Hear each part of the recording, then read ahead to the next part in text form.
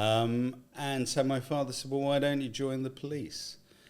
This was sort of 78. And I said, well, they don't want people like me. And he said, I think you find the will.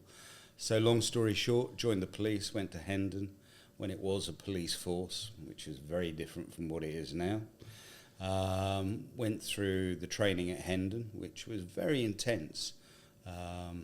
Great failure rate, because if you did not meet the standards, they had no hesitation in getting rid of you. I remember there was a Chief Inspector Clack walked into the class. We were one of the first 2 classes they took together.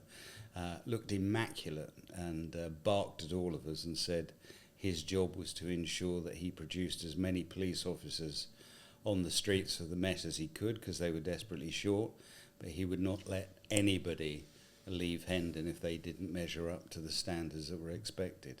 Those standards were high, and there was a lot of people who didn't make it out. So left there, ended up by going to Happy Hounslow, where I did the sort of first 2 years in uniform. That old thing of walking around the streets with a pointy hat on, shaking hands with old ladies and kissing 80 babies. 80 paces a minute. Something like that. I don't know. But generally getting out on the streets and nicking people. I was a born thief taker. I think I was the only probationer that ever went through the Met that never did any traffic process, which was quite infuriating for my reporting sergeant, because he was a black rat, a traffic patrol officer.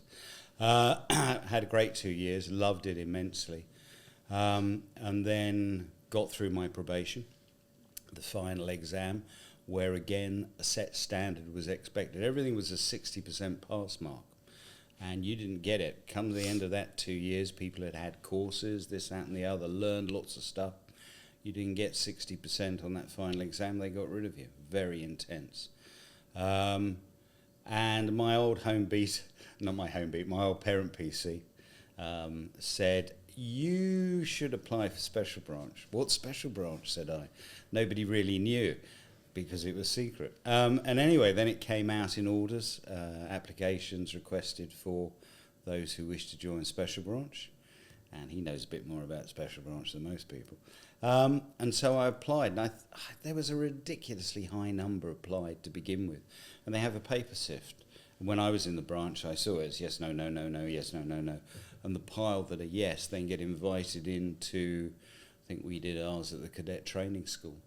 And you have a variety of exams. There's sort of like comprehension, A-level English, there's a general knowledge exam, which is everything to do with modern politics and political stuff, and a bit of other stuff thrown in. And if you're unwise enough to say you speak a language, you can have a language exam. My mate said, well, I can speak Russian, I'll do that.